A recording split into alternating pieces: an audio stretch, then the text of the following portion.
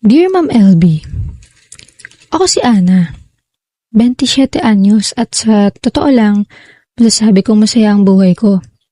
May maayos akong trabaho, may sariling kondo, may sasakyan, at higit sa lahat, may asawa kong halos lahat ay pinagpapasalamat ko sa Diyos, si Joseph. 3 taon na kaming kasal, pero hanggang ngayon, pakiramdam ko girlfriend pa rin niya ako sa paraan ng pag-aalaga niya sa akin.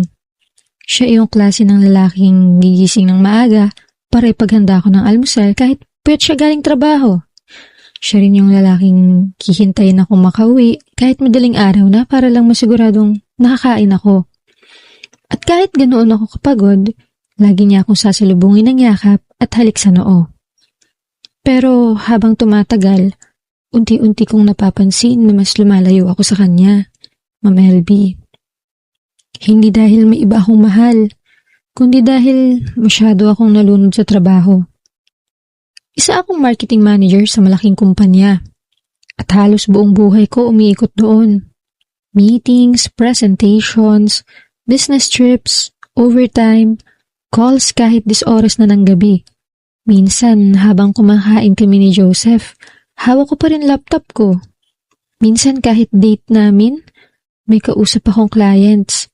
At minsan, kahit katabi ko na siya sa kama, mas inuuna ko pang sagutin emails kaysa yakapin siya. Hindi siya nagrereklamo, Ma'am LB. Iyon ang mas masakit.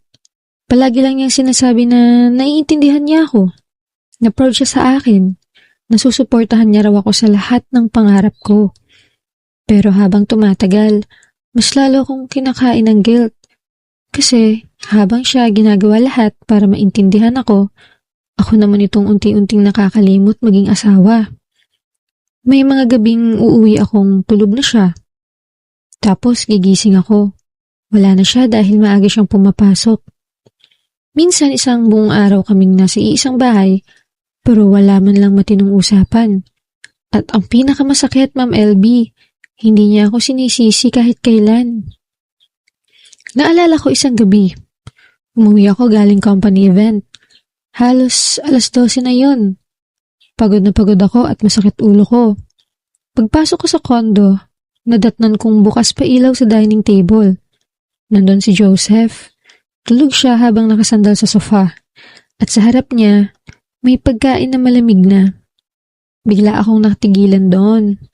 Kasi naalala kong sinabi niya noong umaga na sabay raw sana kaming magdi-dinner dahil anniversary namin bilang mag-asawa. Pero nakalimutan ko, Ma'am LB. Tahimik akong lumapit sa kanya. Napansin kong hawak pa niya phone niya. Pagtingin ko roon, bukas yung conversation naming dalawa na puro messages niya. Nung gabi na yun, dahan-dahan kong ginising si Joseph. Nagulat pa siya nang makitang umiiyak ako.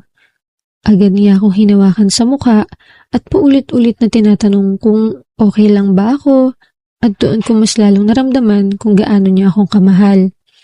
Kahit ako itong nagkukulang, siya pa rin yung nag-aalala. Simula noon, mas lalo kong napansin lahat ng sacrifices niya para sa akin. Kapag may big events ako sa office, igising siya ng maaga para plansyahin damit ko. Kapag sobrang busy ko, siya na gumagawa ng chores sa bahay. Kapag stress ako, yayakapin niya lang ako at hahayaang umiyak sa dibdib niya kahit hindi naman niya alam ang dahilan. Maraming beses kong sinabi sa sarili kong babawi ako, Ma'am LB, na maglalaan ako ng oras, na aayusin ko balance ng trabaho at relasyon namin. Pero paulit-ulit kong hindi nagagawa. Hanggang sa dumating yung birthday niya. Plano naming mag-dinner. Ilang linggo niya na akong inabangan. Nag-leave pa siya sa trabaho para lang makasama kami buong araw. Pero noong araw na iyon, nagkaroon ng emergency meeting sa company. At tulad ng dati, pinili ko na namang ang trabaho ko. Naalala ko pa kung paano siyang ngumiti sa video call. Kahit halatang disappointed siya. Sinabi niya pang, okay lang daw. Nasanay na siya pero nasaktan ako doon, Ma'am LB. Sanay na ako. Doon ko na-realize na baka nasanay na rin siyang kulang ako bilang asawa. Pag-uwi ko ng gabing iyon, tahimik ang kondo. Pagpasok ko sa kwarto, nakita ko siyang tulog na nakatalikod sa akin. Hindi tulad noon na yayakap agad siya pagdating ko. Tahimik akong humiga sa tabi niya at doon ako umiyak. Kasi pakiramdam ko kahit mahal niya ako, unti-unti ko siyang napapagod at natatakot ako, Ma'am LB. Takot akong dumating yung araw na mapagod siya ng tuluyan dahil alam kong kapag nangyari yun, wala akong ibang sisisihin kundi ang sarili ko. Mahal na mahal ko si Joseph, Ma'am LB. Pero ngayon ko lang naiintindihan na hindi sapat yung mahal mo lang ang isang tao. Kailangan mo rin siyang bigyan ng oras, atensyon, at presensya. Kasi kahit gaano kabait ang isang tao, kahit gaano kanya kamahal, masasaktan at masasaktan pa rin siya kapag palagi mo siyang inaiiwan. At kung may isang bagay akong gustong aminin ngayon, iyon ay ang katotohanang natatakot akong mawala ang lalaking buong puso akong minahal kahit paulit-ulit akong nagkulang, Ma'am LB. At ayokong dumating ang araw na magising ako na wala na yung taong palaging handang umintindi sa akin. Hindi ko alam kung kailan nagsimulang magbago si Joseph. Noong una, akala ko pagod lang siya. Mas madalas na siyang tahimik. Mas madalas na siyang nakatulala habang magkasama kami. Dati kasi, kahit simpleng dinner sa bahay, punong-puno ng kwentuhan. Kahit gaano kapagod galing trabaho, lagi niya pa rin akong kinukulit. Pero habang tumatagal, parang may kung anong nag-iba. Hindi na siya ganon kalambing. Hindi na siya palayakap. Hindi na rin siya madalas mag-chat, Ma'am LB. At kahit nasa iisang bahay kami, parang may invisible wall na unti-unting nabubuo sa pagitan naming dalawa. May mga gabing uuwi siya na tulog na ako. Kapag gigising naman ako, nakaalis na siya. Minsan, magkakasalubong kami sa kusina pero simpleng, kumain ka na? Na lang ang usapan namin. Hanggang sa dumating iyong gabing tuluyan akong kinabahan, Ma'am LB. Umuwi akong maaga mula sa trabaho dahil canceled yung meeting namin. Excited pa ako noon kasi matagal-tagal na rin kaming hindi nakakakain ng sabay. Pero pagdating ko sa kondo, nadagnan ko lang siyang nakaupo sa balcony habang tahimik na umiinom ng beer. Lumapit ako sa kanya at pilit na ngumiti. Pero nung tiningnan niya ako, parang may kung anong malamig sa mga mata niya. Hindi galit. Hindi rin lungkot, Ma'am LB. Parang pagod na hindi ko maipaliwanag. Tinabihan ko siya noon at sinubukang magsalita tungkol sa trabaho ko, pero maikli lang ang mga sagot niya. Noong gabing iyon, hindi ako makatulog, Ma'am LB. Paulit-ulit ko lang iniisip kung napapagod na ba siya sa akin.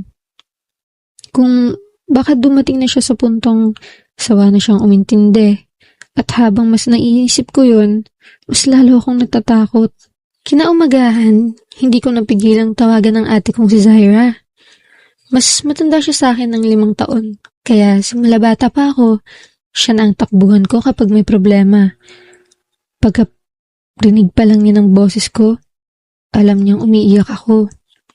Hindi ko na napigilang magkwento.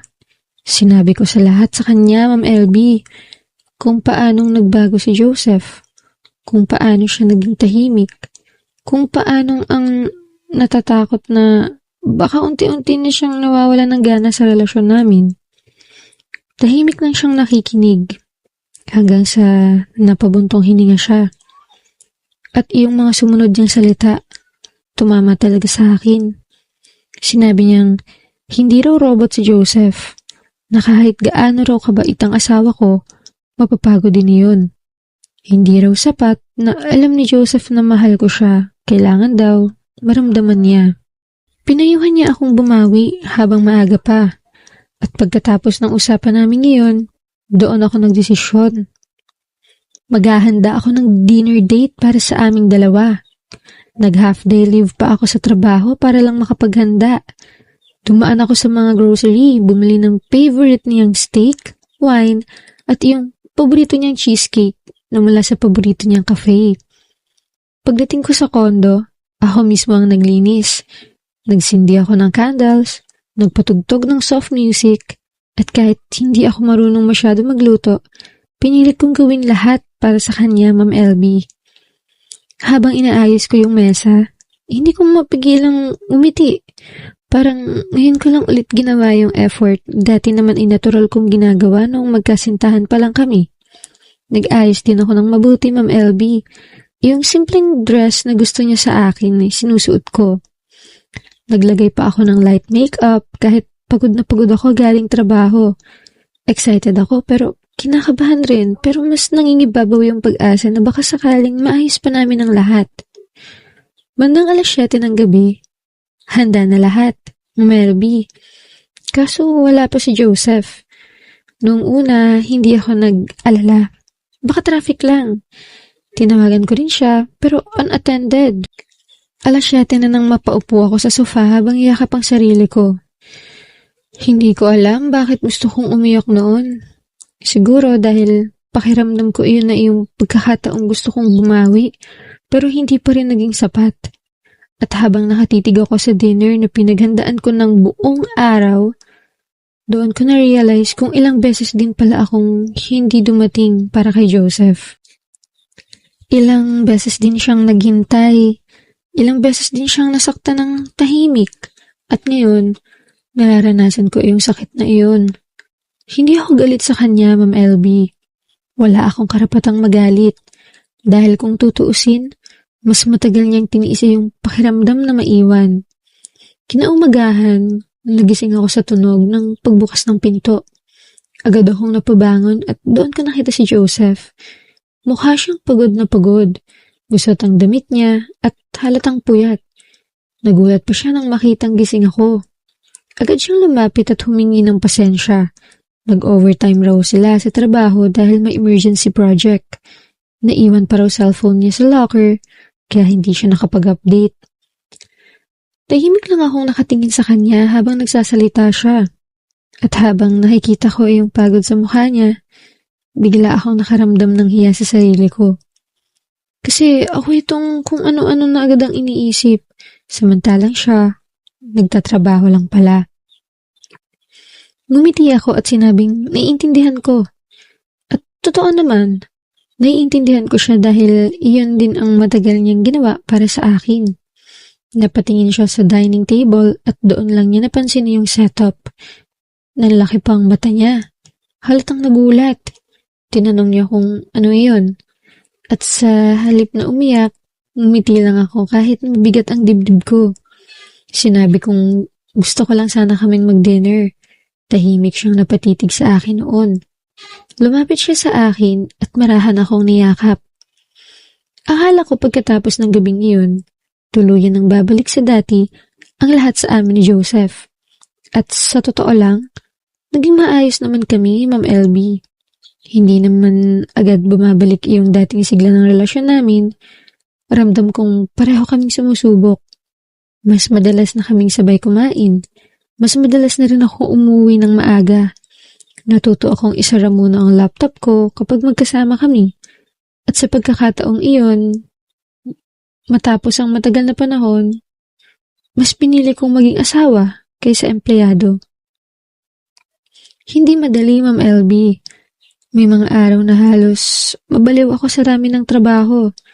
May mga pagkakataong gusto kong bumalik sa dating routine ko na puro trabaho lang ang iniisip. Pero sa tuwing maaalala ko yung gabing mag-isa akong naghihintay sa dining table, bumabalik ako sa realidad. Ayokong maramdaman ulit ni Joseph na hindi siya mahalaga, kaya bumabawi ako. At sa awa ng Diyos, nararamdaman kong mas gumagaan ulit ang relasyon namin.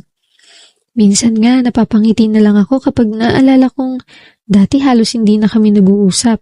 Pero ngayon, simpleng grocery trip lang masaya na kami. Kapag weekends, nanonood kami ng movie sa sala habang nakahiga ako sa dibdib niya. Minsan, bigla niya na lang akong yayakapin habang nagluluto ako. At doon ko muling nakita yung lalaking pinakasalan ko. Yung lalaking mahal na mahal ako kahit paulit-ulit akong nagkulang. Pero habang tumatagal, may kung anong bumabalik na kaba sa dibdib ko. Noong una, maliit na bagay lang naman, Ma'am LB. Napansin kong mas naging maingat siya sa cellphone niya. Dati kasi kahit saan niya lang iniiwan yun eh. Minsan ako pang pinasasagot niya kapag may tumatawag. Pero ngayon, halos hindi na niya mabitawan. Kapag may magme-message, agad niyang tinitingnan. Kapag may tatawag, lalabas muna siya bago siya sumagot. Sinubukan kong magbigyan ng mali siya, Ma'am LB. Baka stress lang sa trabaho, baka may confidential project. Paulit-ulit kong kinukumbinsi ang sarili ko noon. Pero habang tumatagal, mas lalo akong nagiging pagmasid. Mas madalas na rin siyang umuuwi ng gabi. Minsan, may overtime. Minsan, may team dinner. Minsan, may client meeting. At dahil dati akong guilty sa pagiging workaholic, pilit kong inuunawa siya. Ayokong maging toxic na asawa.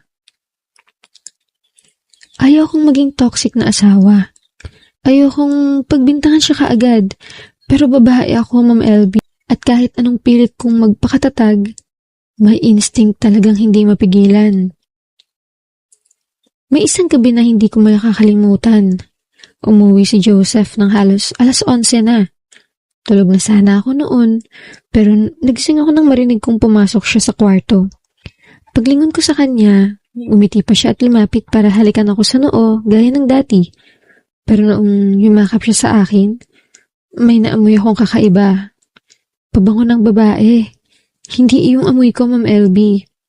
Hindi rin yung usual na naaamoy ko sa office niya habang may events. At doon, nagsimulang bumilis tibok ng puso ko sa kaba. Pero hindi ako nagsalita. Nagpanggap akong inaantok habang yakap niya ako. Pero buong gabi akong gising. Kinabukasan, mas pinili kong maging maayos. Naghanda ako ng breakfast. Kinausap ko siya ng maayos. Ngumiti ako at ganoon din siya, Ma'am LB. Parang walang problema kaya lalo ako naguguluhan. Kung may iba siya, bakit parang mahal niya pa rin ako? At kung wala naman, bakit pakiramdam ko may tinatago siya?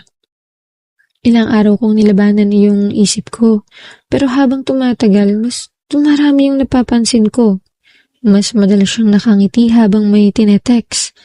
Minsan kapag lalapit ako, agad niyang binababa yung phone niya. May mga gabing parang malayo yung isip niya kahit magkatabi kami. At unti-unti akong kinakain ng takot, Ma'am LB. Hindi ko na malayang bumabalik na naman yung insecurity ko. Yung kaba na baka isang araw, mapagod na talaga siya sa akin. Na baka habang busy akong bumabawi, may iba nang nagbibigay sa kanya ng oras na hindi ko naibigay noon. At siguro, karma ko rin yun. Dahil habang iniisip ko, lahat ng pagkakataong iniwan ko siyang mag-isa dati, mas lalo akong natatakot na baka may babaeng dumating noong panahong wala ako bilang asawa. Hanggang sa dumating iyong araw na halos mawalan ako ng lakas, Ma'am LB. Galing ako grocery noon nang mapansin kong naiwan ni Joseph yung blazer niya sa sala.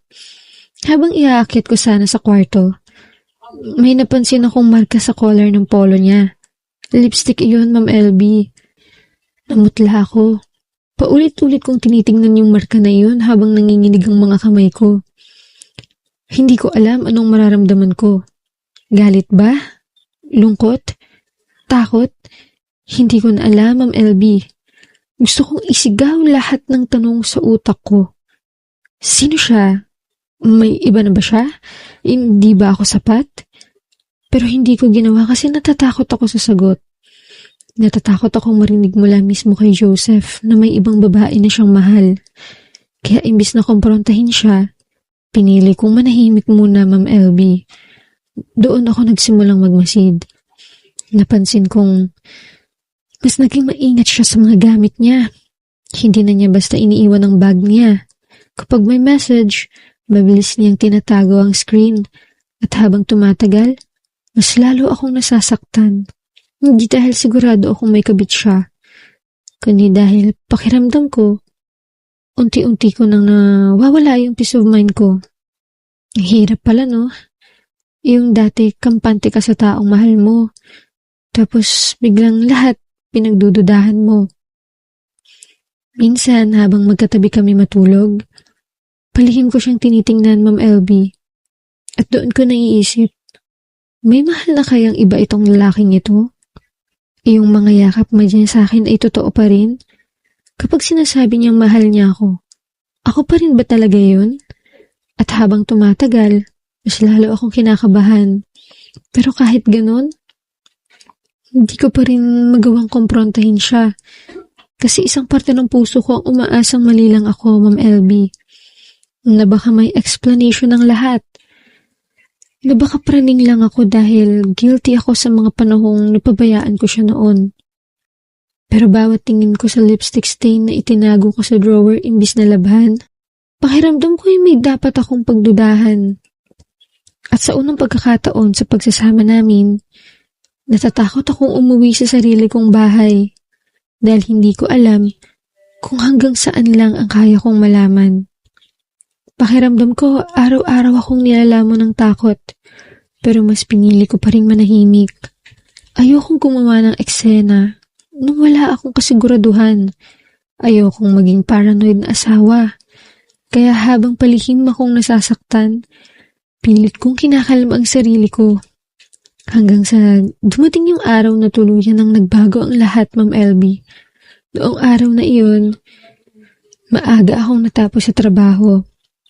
Naalala kong ilang linggo na ring stress si Joseph dahil sa project nila, kaya naisip kong sorpresahin siya. Bumili ako ng favorite niyang coffee at yung paborito niyang pastry mula sa cafe na madalas naming puntahan noon. Habang nasa biyahe ako, papunta sa condo niya, hindi ko pa alam na iyon na pala yung araw na dudurog ng tuluyan sa puso ko. Excited pa ako noon. Habang hawak yung paper bag, naisip ko pa kung paano siyang ngingiti kapag nakita ako. Pakiramdam ko baka ito na yung chance para bumalik ulit kami sa dati. Pagdating ko sa condo, nagtaka ako dahil nakapark yung sasakyan ni Joseph kahit sinabi niyang may late meeting siya. Pero mas lalo akong nagtaka nang mapansing hindi nakalock ng maayos yung pinto. Dahan-dahan akong pumasok at tahimik. Noong una, akala ko baka tulog siya, Ma'am LB. Pero habang papalapit ako sa hallway, may narinig akong mahihinang tawanan. At doon nagsimulang bumilis ang tibok ng puso ko.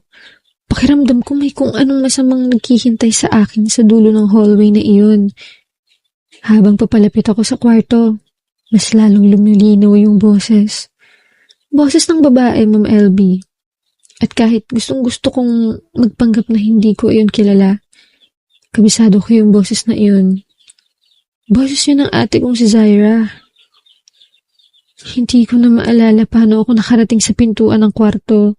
Basta ang natatandaan ko lang, nanginginig ang kamay kong itinulak yung bahagyang bukas na kwarto. At doon ko na nakita ang lahat, Ma'am LB. Naghahalikan ng asawa ko at ang aking kapatid.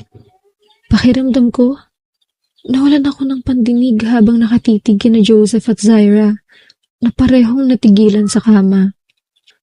Nanlaki ang mga mata nilang dalawa nang makita ako sa may pintuan. Para bang nahuli silang gumawa ng kasalanang matagal nang itinatago. Nahulog mula sa nanginginig kong kamay yung paper bag na dala ko. Kumalat sa sahig ang kape at pastry na binili ko para kay Joseph. Pero wala na akong pakialam doon. Dahil sa sandaling iyon, pakiramdam ko, kasabay ko noon ang pagdurog ng puso ko. Ana, nanginginig na sambit ni Joseph habang mabilis na tumayo. Ana, hindi ito. Tumahimik ka. Sigaw ko. Nanginginig ang buong katawan ko habang nakatitig sa asawa ko at sa kapatid ko, Ma'am LB. Hindi ako makapaniwala. Sa lahat ng taong pwedeng mag-traidor sa akin, bakit kapatid ko pa? Ana, makinig ka muna. Umiiyak nang sabi ni Zaira habang nagmamadaling isinusuot ang kanyang damit. Pero bago pa siya makalapit, mabilis ko siyang sinampal. Napahiyaw siya habang napahawak sa pisngi niya. Kadiri ka! Umiiyak kong sigaw. Kapatid kita, ate kita. Ana, please. Isa pang malakas na sampal ang tumama sa kanya. Habang umiiyak ako sa'yo, habang humihingi ako ng advice sa'yo, Alam mo palang ikaw itong kasama ng asawa ko? Napahagulgol si Zaira habang paulit-ulit na umiiling. Hindi namin ginusto. Hindi nyo ginusto? Naghahalikan kayo tapos hindi nyo ginusto? Lumapit si Joseph para hawakan ako pero agad ko yung tinabig. Huwag mo kong hahawakan. Ana, please, listen to me. Basag ang boses niya. Pero mas lalo lamang nagdilim ang paningin ko, Ma'am LB. Gaano katagal? Nanginginig kong tanong. Tahimik silang dalawa at doon ako tuluyang nasaktan. Kasi ibig sabihin matagal na. Gaano katagal? Sigaw ko. Napapikit si Joseph. 6 months. 6 na buwan. 6 na buwang niloloko ako ng asawa ko. 6 na buwan akong tanga. 6 na buwan akong umiiyak dahil akala ko kasalanan kong napapagod si Joseph. At habang ako abala sa pagbawi sa relasyon namin, abala naman pala silang dalawa sa pagtataksil. Napahawak ako sa dibdib ko habang humahagulhol. 6 na buwan. Bulong ko. Hindi ko mapigilan ang mga luhang sunod-sunod na bumabagsak mula sa aking mga mata. Ana, umiiyak na lumapit si Zaira. Pero bago pa siya makalapit sa akin, malakas ko ulit siyang sinampal. Wala kang karapatang hawakan ako. Sorry. I'm sorry. Sorry? Napatawa ko kahit nanginginig ang buong katawan ko. Ate, ikaw yung taong pinagsasabihan ko kapag nasasaktan ako. Ikaw yung umiiyak kunwari para sa akin habang ikaw pala yung dahilan kung bakit ako unti-unting nasisira. Hindi siya makatingin sa akin. Habang si Joseph naman ay parang nawalan ng lakas. Kasalanan ko. Mahina niyang sabi. Ako lumapit kay Zaira. Tumahimik ka. Galit kong sigaw. Lumapit ako sa kanya at paulit-ulit siyang pinagsasampal. Sinungaling ka, hipokrito ka. Habang yakap-yakap mo ako sa gabi, may iba ka palang kinakama. Ana, please. Hindi ba ako naging sapat? Natahimik si Joseph. Answer me. Hindi yun tungkol doon. Umiiyak niyang sabi. Talaga ba? Napahagulgol ako. Pinatay ko ang sarili ko sa trabaho para sa future nating dalawa, tapos ito ang gagawin mo sa akin? Nasaktan din ako, Ana. Natigilan ako. Napatingin ako kay Joseph na umiiyak na rin. Matagal kitang hinintay. Nanginginig niyang sabi. Matagal kong sinubukang intindihin lahat. Pero habang tumatagal, pakiramdam ko mag-isa na lang ako sa relasyon natin. Di sana iniwan mo ako. Sigaw ko, hindi yung kapatid ko ang pinili mo.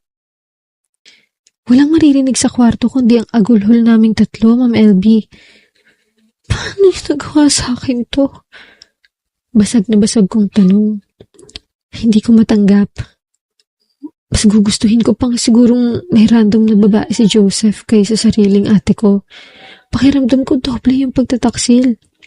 Hindi lang asawa ko ang nanakit sa akin. Dahan-dahan akong umatras habang umiiyak. Ana, huwag kayong lalapit. Hinablot ko yung wedding picture naming mag-asawa sa side table at malakas yung ibinato sa sahig. Nabasag yung frame katulad ng relasyon namin. Ana, please. Umiiyak na sabi ni Zaira. Wala na akong ate. At pagkatapos noon, tuluyan akong lumabas ng kondo habang halos hindi na ako makalakad sa sobrang sakit. Buong gabi akong nagmaneho ng walang direksyon. Hindi ko alam kung saan ako pupunta. Pakiramdam ko mababaliw ako. Paulit-ulit bumabalik sa isip ko yung eksenang nakita ko. Yung mga labi nilang magkadikit. Yung kamay ni Joseph sa katawan ng kapatid ko. Kinabukasan, halos sunod-sunod ang tawag at messages ni Joseph, Ma'am LB. Hindi ko sinagot kahit isa. Nagmamakaawa siya. Sorry. Humihingi ng tsansa. Pero habang binabasa ko yung mga message niya, mas lalo akong nagagalit. Dahil ngayon lang siya nagsisisi. Nung huli na ang lahat. Hindi noong unang beses niya akong niloko. Hindi noong unang beses niyang piniling halikan ng ate ko. Ilang araw akong nagkulong sa kondo ng kaibigan ko. Hindi ako makakain. Hindi ako makatulog. Kapag pumipikit ako, mukha nila Joseph at Zyra ang nakikita ko. At sa unang pagkakataon sa buhay ko, pakiramdam ko, wala na akong mapagkakatiwalaan. Maging si Zyra, walang tigil din sa pagmamessage. Sinasabi niyang nangyari lang daw yun lahat nung panahong madalas silang magkausap tungkol sa problema namin ni Joseph. Na naging emotional support raw nila ang isa't isa. Na hindi raw nila namalayang nahulog na sila. Isang gabi, datnan ko si Joseph sa labas ng kondo ng kaibigan ko. Mukha siyang pagod. Halatang ilang araw nang hindi maayos. Pagkakita pa lang niya sa akin, agad siyang lumapit. Ana, please, makinig ka naman. Umalis ka. Please, huwag mo kong lapitan. Huminto si Joseph, pero kitang-kita ako yung luha sa mga mata niya. Mahal kita. Hindi ginagawa yun sa taong mahal mo. Habang pilit na pinipigilan ng luha ko. Alam kong nagkulang ka noon, nanginginig niyang sabi. Pero hindi ko intensyong saktan ka ng ganito. Hindi ko rin alam kung paano nangyari. Tumigil ka. Napailing ako habang umiiyak. Huwag mo gawing dahilan yung pagkukulang ko para lang linisin yung kasalanan mo. Natigilin siya. At kung nasasaktan ka noon, dapat kinausap mo ko. Hindi yung ginawa mong kabit ang ate ko. I'm so sorry. Paulit-ulit kang sorry, pero paulit-ulit mo rin naman akong pinagtaksilan. Tahimik siyang napaiyak, pero wala nang epekto yun sa akin. Dahil sa puntong iyon, pakiramdam ko, ubus na ako. Alam mo kung ano yung pinakamasakit? Mahina akong sabi habang nakatingin sa kanya. Hindi yung may iba ka. Napapikit ako. Mas masakit ay kundi yung bawat pagkakataong umiiyak ako kay Ate Zyra dahil takot akong mawala ka. Siya pala yung kasama mo. Ilang linggo yung lumipas. Tuluyan akong nakipaghiwalay kay Joseph. Hindi ko na rin kinakausap si Zyra.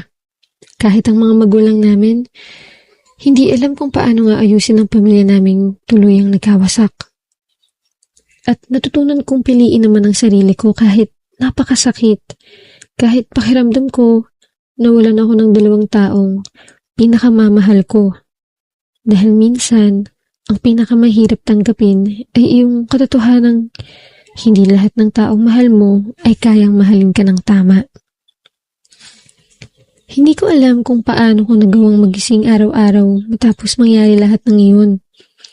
Ilang linggo akong halos hindi lumalabas ng kondo ng kaibigan ko, hindi ako pumapasok, hindi ako sumasagot sa tawag ng kahit na sino.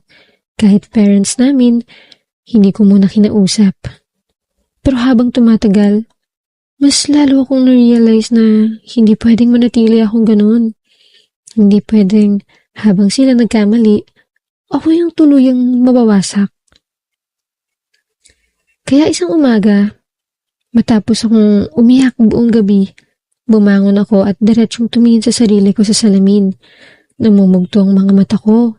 Payat na ako. Pero mas masakit makita yung babae sa harap ko na parang hindi ko nakilala. At doon ako nagdesisyon. Agad akong tumawag sa abogado. Habang kausap ko siya tungkol sa annulment, nanginginig ang buong katawan ko. Hindi dahil nagdadalawang isip ako, kundi dahil masakit tanggapin na iyong lalaking pinangarap kong makasama habang buhay, magiging parte na lang ng nakaraan ko. Noong una, hindi pa alam ni Joseph. Pero nang makatanggap siya ng kopya ng papers, halos sirain niya ang cellphone ko sa katatawag. Sunod-sunod ang messages niya. Pero habang binabasa ko ang mga iyon, wala na akong maramdaman kundi galit. Galit sa kanya. Galit kay Zyra. At higit sa lahat, galit sa sarili ko Dahil hinayaan kong paulit-ulit akong lokohin nang hindi ko napapansin. Kinagabihan noon, bigla siyang dumating na naman sa kondo ng kaibigan ko. Halos magmakaawa siya sa guard para lang makapasok. Noong makita ko siyang nakatayo sa labas ng pinto, pakiramdam ko bumalik lahat ng sakit na pilit kong kinakalimutan. Mukha pa rin siyang pagod. Namumula ang mga mata niya. Halatang hindi natutulog ng maayos. Pero wala na akong pakialam. Ana, please. Basag boses niyang sabi. Nung makita niya ako, huwag mo tong gawin, please. Tahimik lang akong nakatingin sa kanya. Pirmahan mo na lang ang papers. Hindi ko kaya. Nanginginig niyang sabi. Hindi ko kayang mawala ka. Napatawa ako pero walang saya. Talaga? Mapait kong tanong. Hindi mo naisip yan habang kinakama mo yung kapatid ko? Ana, please. Nagkamali ako. Paulit-ulit kang nagkamali, Joseph. Ang galit kong sagot. Hindi isang beses nangyari yun. Hindi aksidente sa loob ng 6 na buwan. Bigla siyang lumapit at humawak sa kamay ko. Pero agad ko yung binawi. Huwag mo kong hahawakan. Please. Umiiyak na siya ngayon. Get mo ako ng chance bumawi, please.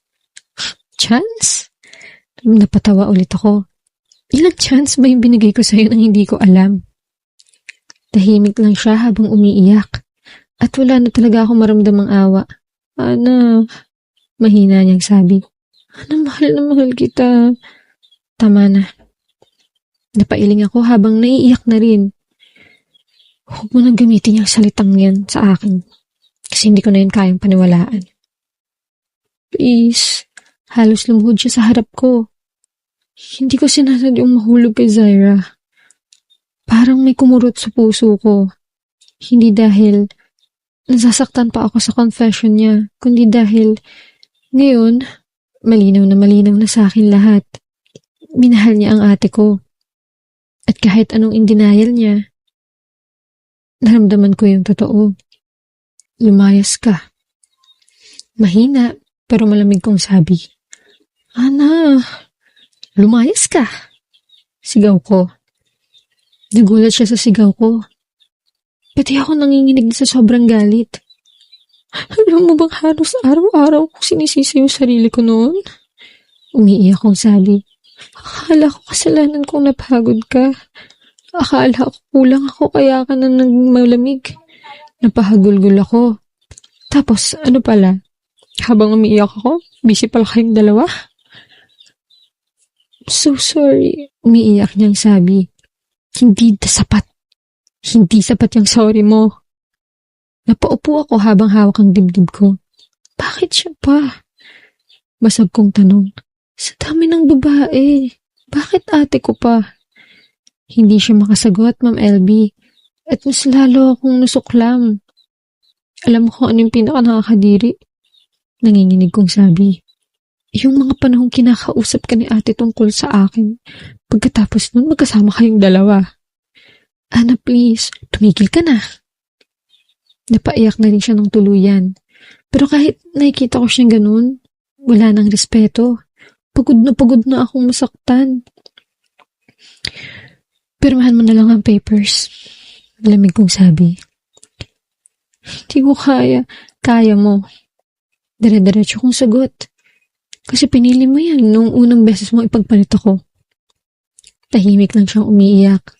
At sa unang pagkakataon sa relasyon namin, wala na akong nararamdamang guilt habang sasaktan siya. Akala ko doon na matatapos, Ma'am LB. Pero mali ako. Ilang araw pa siyang paulit-ulit na bumabalik. Minsan may dalang bulaklak. Minsan letters. Minsan pagkain.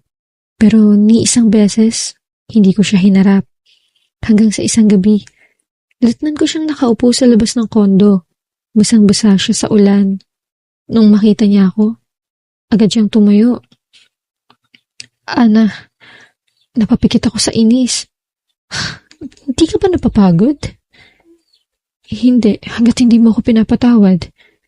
Napatawa ako ng mapait. Hindi kita mapapatawad. Natulala siya. At kahit mapatawad man kita, balang araw, nanginginig kong sabi, hindi na kita hayang mahalin ulit gaya ng dati. Kitang-kita ko kung paano siya tuluyang nadurog sa sinabi ko. Pero wala na akong magagawa dahil siya mismo yung sumira sa amin. Please, umiiyak niyang sabi. Ayusin natin. Wala na nga ayusin.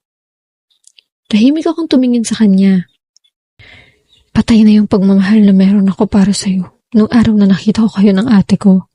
At doon siya tuluyang napaupo habang umiiyak. Habang ako naman, unang beses na tumalikod na hindi na muling lumingon pa. Masakit, Ma'am LB. Sobrang sakit. Pero habang naglalakad ako palayo sa kanya, unti-unti kong narealize na minsan, kahit gaano mo kamahal ang isang tao, darating yung punto na kailangan mo nang piliin ang sarili mo. Halos 1 taon din bago ako tuluyang naging maayos, Ma'am LB. Matapos ang annulment namin ni Joseph, pakiramdam ko, ubos na ubos ako. Kahit anong pilit kong magpakatatag, may mga gabi pa rin magigising akong umiiyak. May mga araw na kahit simpleng music lang na nagpapaalala sa dati naming relasyon, para akong muli na namang dinudurog. Kaya nabigyan ako ng company ng opportunity na mag-manage ng bagong branch sa Singapore. Hindi na ako nagdalawang isip. Kailangan kong lumayo. Sa Pilipinas kasi, pakiramdam ko, bawat sulok may alaala nila. Yung cafe na madalas naming puntahan ni Joseph, yung mall kung saan kami unang nag-date, kahit simpleng kalsada lang, may memories na masakit balikan. Kaya umalis ako. Hindi malali ang buhay sa Singapore, pero naging tahimik. Yung tipo ng katahimikang matagal ko ring hinahanap.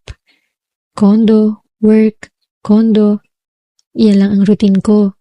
Kapag weekends, madalas mag-isa akong naglalakad sa Marina Bay o kaya umiinom ng kape habang nakatingin sa ilaw ng mga lungsod. Hanggang sa isang araw, dumating si Arnold sa buhay ko. Nakilala ko siya sa isang cafe malapit sa office building namin. Noong araw na yun, sobrang stressed ko dahil sunod-sunod yung meetings namin. Pagkatapos ko sa cafe, dire-diretso kong umorder habang abala sa pag-check ng email sa phone ko. Pero dahil utang ako, aksidente kong nabangga yung lalaki na may hawak na kape. Dahil dyan, officially memorable na yung unang meeting natin. Natatawang sabi niya habang tinitingnan yung polo niyang natapunan ng coffee.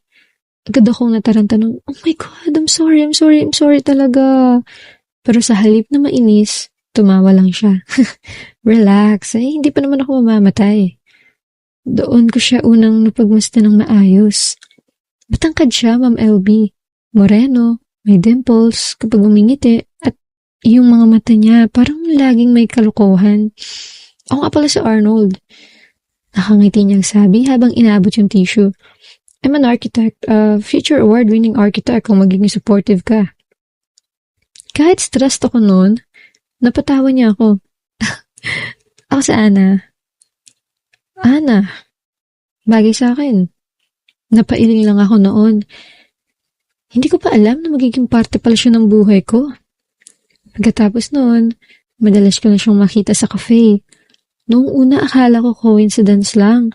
Pero kalaunan, napansin kong parang sinasadya niya. Wow nakangisi niyang sabi nung minsang pagpasok ko. Destiny na ata ito. Or baka tambay ka lang dito. Sagot ko. Pwede rin. At mula noon, unti-unti kaming naging close, Ma'am LB. Makulit si Arnold. Sobrang kulit. Yung tipong kahit seryoso ako nagtatrabaho, bigla na lang magsasend ng selfie niyang pangit na may caption na, kumain ka na ba? O ako na lang. At kahit paulit-ulit ko yung iniirapan, hindi ko na malayang unti-unti na pala ako nasasanay sa presensya niya. At sa matagal na panahon, ngayon lang ulit ako nakatawa ng ganun. Ngayon lang ulit ako may nakausap na hindi ako pinapagod. Hindi niya ako pinipressure magsalita tungkol sa past ko. Hindi rin siya mapilit. Pero ramdam kong palagi siyang nandoon.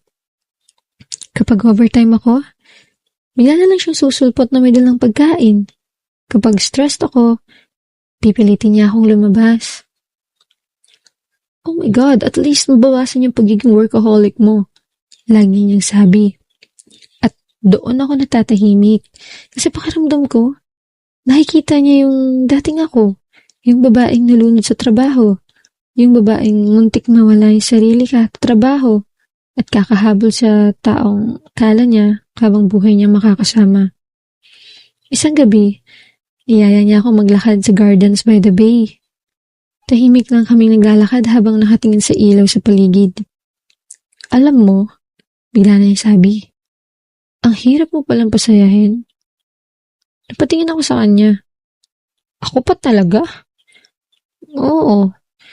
Kasi kahit tumatawa ka, may lungkot pa rin sa mga mata mo. Natigilan ako. Hindi ko alam kung bakit pakiramdam ko. Bigla akong naging mahina sa harap niya. Tahimik akong napatingin sa malayo. May mga taong hindi basta-bastang nakakalimot. Mahina akong sabi. Tumango siya. Gets ko. Hindi na siya nagtanong pa. At doon ko mas lalong nakita kung gaano siyang kaiba kay Joseph. Hindi siya yung lalaking kailangan kong habulin para maintindihan ako. Hindi rin siya yung lalaking hahayaan akong magduda sa worth ko. Kay Arnold, pakiramdam ko sapat na ako kahit tahimik lang. Unti-unti, mas naging madalas kaming magkasama. Hanggang sa isang araw, diretsahan niya akong hinarap habang magkausap kami sa cafe. Pwede ba kitang ligawan? Halos mabulunan ako sa kape. Ano? Tama naman narinig mo. Natatawa siyang nakatingin sa akin habang ako naman natataranta. Arnold, I know nasaktan ka before. Mahina niyang sabi. At alam kong baka hindi ka pa ready. Pero willing ako hintayin ka. Tahimik lang ako dahil hindi sa ayaw ko. Kundi dahil natatakot ako, Ma'am LB. Natatakot akong magmahal muli. Natatakot akong masira ulit. Pero ngumiti lang siya. Huwag ka matakot. Mahina niyang sabi. Hindi kita mamadaliin. At sa hindi ko maipaliwanag ng dahilan, unti-unting gumaan ang dibdib ko. Sa unang pagkakataon, matapos akong wasakin ng taong minahal ko ng buong puso, may isang taong dahan-dahang binubuo ulit ako. At hindi ko na malayang habang tumatagal, unti-unti ko na palang binubuksan ulit ng puso ko para kay Arnold, Ma'am LB. Hindi naging madali para sa akin ang muling magmahal matapos lahat ng nangyari sa buhay ko, Ma'am LB. Akala ko noon, kapag nasira ka ng ganoong kalala, hindi ka na mabubuo ulit. Akala ko, habang buhay ko nang dadalhin yung takot at nalokohin at iwan. Maraming gabi pa rin akong nagigising noon dahil sa bangungot ng nakaraan. May mga pagkakataong bigla na lang ako natatahimik kapag may bagay na nagpapaalala sa dating buhay ko. Pero, sa bawat sandaling unti-unti akong nilalamon ng takot, nandoon si Arnold at hindi kailanman napagod intindihin ako. Hindi niya ako minahal sa paraan na magulo at nakakapagod. Minahal niya ako ng payapa. Yung tipong hindi ko kailangang magduda araw-araw kung sapat ba ako. Hindi ko kailangang habulin yung atensyon niya o yung pagmamahal niya dahil kusa niya yung binibigay sa akin. Habang tumatagal, mas lalo kong na-realize na may mga taong darating sa buhay mo, hindi para sirain ka, kundi para iparamdam kung paano kang dapat mahalin ng tama. Unti-unti akong natutong umiti ulit ng totoo. Iyong hindi pinipilit. Hindi iyong ngiting ginagamit ko lang para itago yung sakit ko. Sa piling ni Arnold, pakiramdam ko, ligtas ako. At sa unang pagkakataon, matapos ang mahabang panahon, hindi na ako natatakot sa salitang habang buhay. Pagkatapos ng 2 taon naming pagsasama sa Singapore, nagdesisyon si Arnold na hihain akong bumuo ng sarili naming pamilya. Hindi grande yung proposal niya pero sobrang sincere nun kaya habang nakatingin ako sa lalaking walang sawang nanatili sa tabi ko noong mga panahong hindi ko mahal ang sarili ko, Doon ko na-realize na handa na ako magsimula ulit. Handa na ako magmahal ulit ng walang takot, Ma'am LB. Naging simple pero napakaganda ang kasal namin. Isang intimate garden wedding sa Singapore na dinalahan ng mga taong totoong naging parte ng bagong buhay namin. Habang naglalakad ako, suot yung simpleng puting gown ko, pakiramdam ko, unti-unti nang nag-iihilom lahat ng sugat na minsang halos sumira sa akin. Hindi ko nadala yung galit. Hindi ko na rin dala yung matinding sakit. Sa araw na iyon, ang dala ko lang ay kapayapaan. Lumipas pa ang mga taon at mas lalo pang naging matatag yung relasyon namin ni Arnold, Ma'am LB. Hindi naging perpekto ang pagsasama namin. Nagkaroon din kami ng mga pagod na araw, misunderstandings, at mga problemang normal sa mag-asawa. Pero, hindi namin kailanman natutunang iwan ang isa't isa sa gitna ng hirap. Kapag napapagod ako sa trabaho, nandyan siya para alalayan ako. Kapag naman siya yung pinanghihinaan ng loob, ako naman yung nagiging pahinga niya. Natuto kaming piliin ng isa't isa araw-araw. Hanggang sa dumating yung pinakamagandang biyaya sa buhay namin, ang anak naming babae. Noong unang beses kong makarga ang anak namin, hindi ko napigilang umiyak. Habang nakatingin ako sa inosente niyang mukha, doon ko na-realize kung gaanong kalayo na ang narating ko mula sa babaeng minsang wasak na wasak dahil sa pagtataksil. Dati, akala ko, katapusan na ng mundo. Nung mawala yung lalaking minahal ko. Pero hindi pala. Dahil minsan, may mga taong kailangang mawala para maituro sa'yo na may mas tamang pagmamahal na naghihintay. At habang pinapanood ko si Arnold na buhat-buhat ang anak namin, habang parehong nakangiti, tahimik akong nagpasalamat sa buhay. Dahil matapos lahat ng sakit na pinagdaanan ko, natagpuan ko din sa wakas yung pagmamahal na hindi nanakit, hindi nagtaksil, at hindi ako kailanman piniling iwan. Maraming salamat po sa pakikinig ng storya namin. Lubos na gumagalang, Ana. At dito na nagtatapos ang liham ni Ana. Maraming salamat sa inyong pakikinig at kung mayroon din kayong kwentong nais na ibahagi, huwag mag-atubiling magpadala ng inyong liham sa esyangyesha@gmail.com. Hanggang sa muli nating pagkikita sa panibagong sikreto at kwento. Ingat po kayong lahat!